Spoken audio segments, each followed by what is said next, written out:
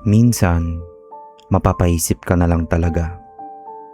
Ano na bang nangyayari sa mundo? Sa nakaraang mga linggo, parang sunod-sunod ang trahedya. May mga bahay na nasusunog. May mga aksidenteng hindi inaasahan. May mga buhay na bigla na lang nawawala. May mga pamilyang umiiyak. May mga taong isang araw masaya. Tapos kinabukasan, wasak na ang buhay.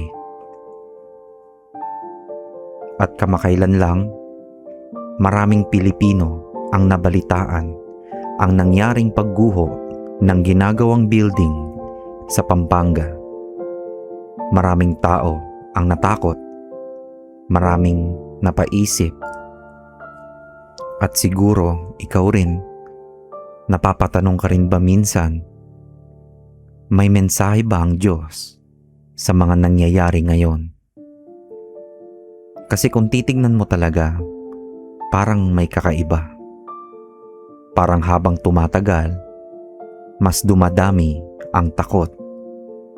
Mas dumadami ang gulo. Mas dumadami ang problema. Mas dumadami ang trahedya. At hindi lang dito sa Pilipinas, sa iba't ibang parte rin ng mundo. Giyera, sakit, lindol, sunog, pagkawasak, pagkasira, takot, galit, pagod. Parang ang bigat-bigat na ng mundo ngayon. At alam mo kung ano ang nakakatakot? Parang nasasanay na tayo. Parang normal na lang makarinig ng masamang balita araw-araw. Minsan gigising ka, bubuksan mo yung cellphone mo, at unang makikita mo agad, trahedya. May nasunugan, may namatay, may nawalan, may umiiyak. At minsan, mapapaisip ka na lang talaga, Diyos ko, ano na ba ang nangyayari? Pero alam mo, hindi bago ang mga ganitong bagay. Kahit noon pa, may mga panahon talagang puno ng kaguluhan. At sa Bible, maraming beses sinabi na darating ang panahon na magiging magulo ang mundo. Hindi para takutin tayo, kundi para ipaalala na kailangan natin lumapit sa Diyos.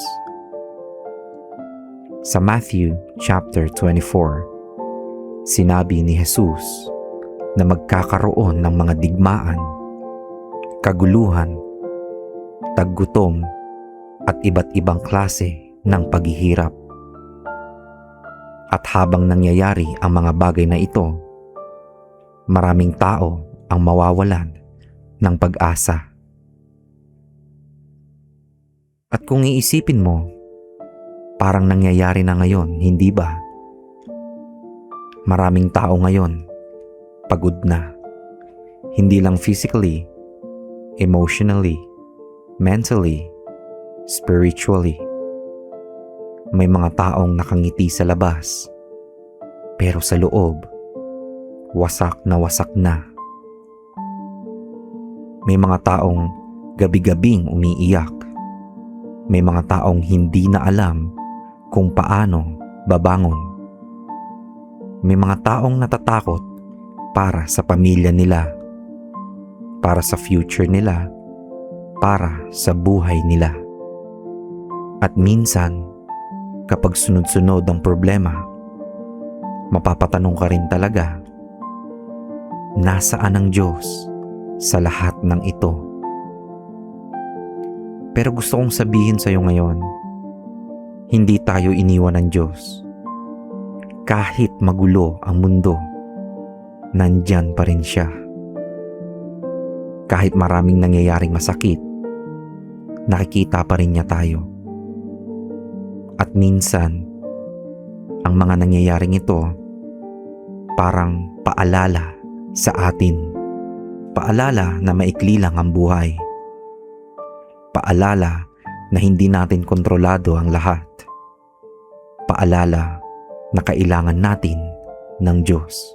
Kasi ang totoo, maraming tao kapag okay ang buhay, nakakalimot magdasal.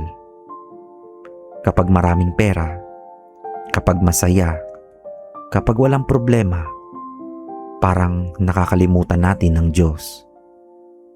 Pero kapag dumating ang trahedya, kapag may nawawala, kapag may nasasaktan, doon tayo napapaluhod.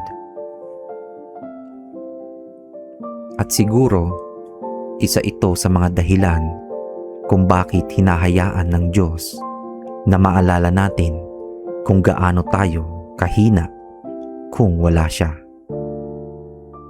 Hindi para saktan tayo, kundi para ilapit tayo sa Kanya. Kasi ang totoo, kahit gaano tayo kalakas, kahit gaano tayo kayaman, kahit gaano tayo katalino, wala tayong kasiguraduhan sa mundong ito. Pwedeng magbago ang lahat sa isang iglap. Isang tawag lang, isang aksidente lang, isang sunog lang, isang trahedya lang.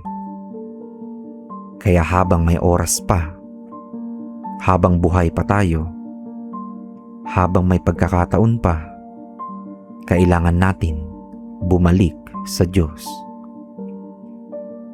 Kailangan nating magdasal, at hindi lang para sa sarili natin, kundi para sa buong Pilipinas at sa buong mundo.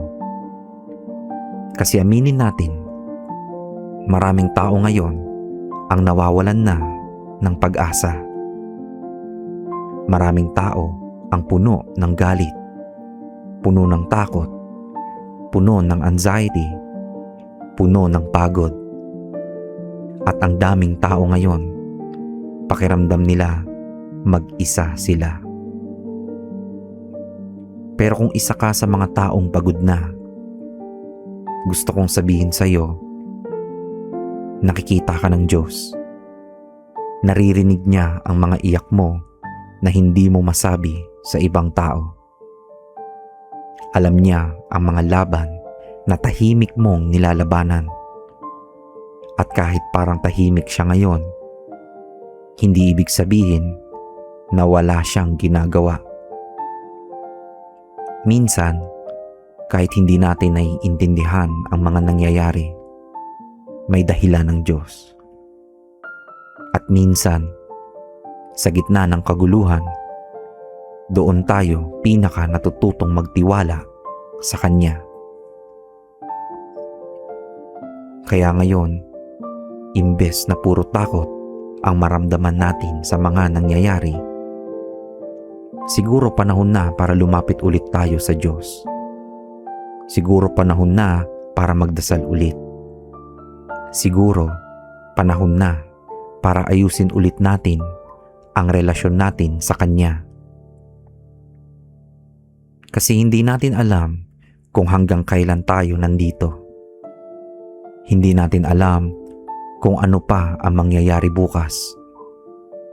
Pero isang bagay ang sigurado, hindi tayo pababayaan ng Diyos. At kung napapansin mo, kahit maraming masamang nangyayari, marami pa ring himala.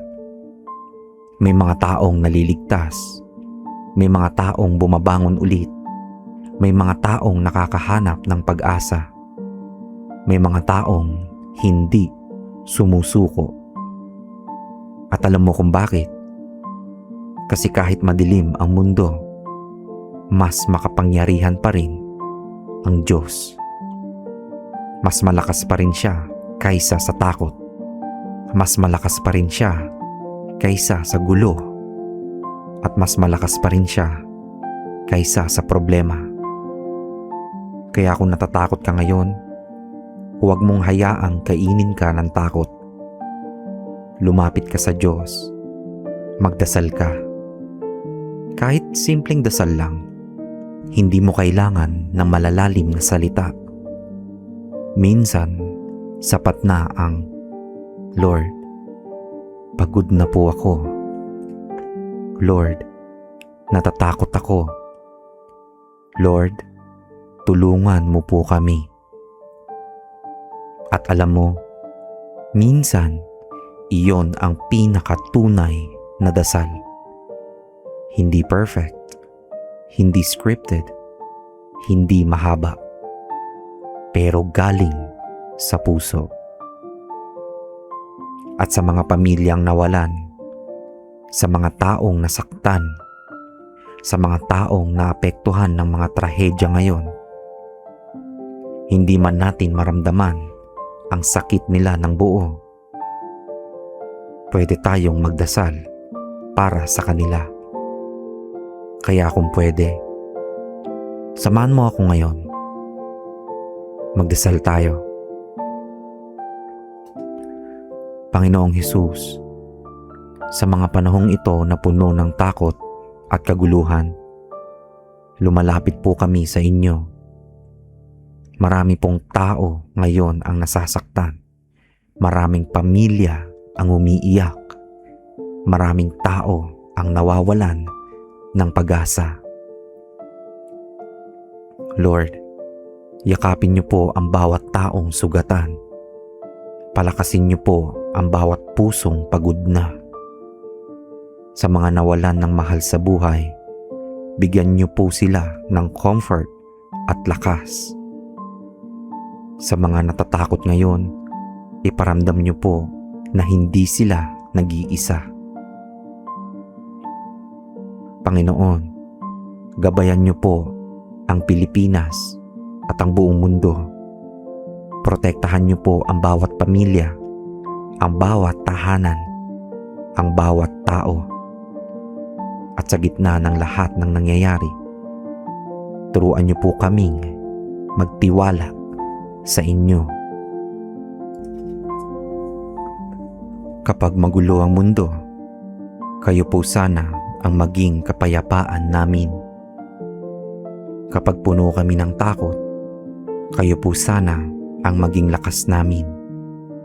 At kapag pakiramdam namin wala ng pag-asa, ipaalala niyo po sa amin na hindi niyo kami iniiwan. Maraming salamat po, Panginoon. Sa pangalan ni Jesus. Amen. At kung nakarating ka hanggang dito sa video na ito, gusto kong sabihin sa iyo, hindi aksidente na napanood mo ito. Siguro kailangan mo lang talagang marinig ngayon na hindi ka nag-iisa. At kahit magulo ang mundo, kahit maraming nakakatakot na nangyayari, may Diyos tayong pwedeng takbuhan. Kaya ngayong gabi o umaga, bago ka matulog or kung nasaan ka man, subukan mong magdasal. Kahit saglit lang, kahit simpleng usap lang sa Diyos. Kasi minsan, sa gitna ng pinakamagulong panahon ng buhay natin, doon natin nararamdaman ang presensya niya. At tandaan mo ito, anuman ang mangyari sa mundo, hindi ka iiwan ng Diyos.